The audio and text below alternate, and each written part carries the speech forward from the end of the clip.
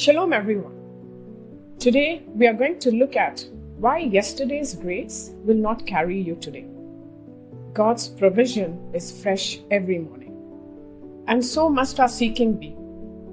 You cannot store it. Today is day 16 of the Omer. Some of the children of Israel tried to store it. They gathered more than they needed, just in case, just to be safe, just so they would not have to go out again tomorrow and trust that it would be there again. When they opened their jars the next morning, the manna that they stored had rotted overnight. It bred worms, it smelled, it was completely unusable. God was not being harsh, He was being precise. The manna was designed to expire because the lesson was never about the food. It was about returning to Him, returning for the manna the next day, every single morning, returning to receive from God what only God can give. Exodus chapter 16, verse 20. But they did not listen to Moses. Some of them preserved it until the morning, but it bred worms and rotted. So Moses was angry with them. In Lamentations chapter 3, verses 22 and 23. The steadfast love of the Lord never ceases. His mercies never come to an end. They are new every morning. Great is your faithfulness. His mercies are new every morning, which means yesterday's mercy was yesterday's. Today requires today's new mercies. John chapter 15, verse 4. Yeshua says, "Abide in me, and I will abide in you.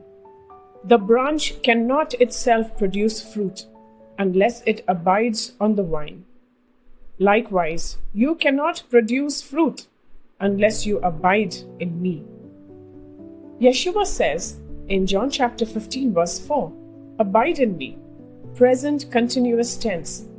Not have abided, not once connected, abide right now, ongoing, daily, moment by moment. The manna principle is the Old Testament picture of what abiding looks like. You cannot live today on yesterday's connection with God any more than Israel could live today on yesterday's manna. Let's hold up the mirror. Where are you trying to live on stored manna? On the encounter you had with God 3 years ago? On the word that moved you 6 months back? On the anointing from the last conference, the last retreat, the last powerful Sunday service? Those were real. They were genuine. But they were for that morning. Today requires today's portion. The question is not whether God moved in your life before. The question is, did you go to the Word this morning? Because what you need for today did not fall yesterday. It fell this morning, and it's been waiting.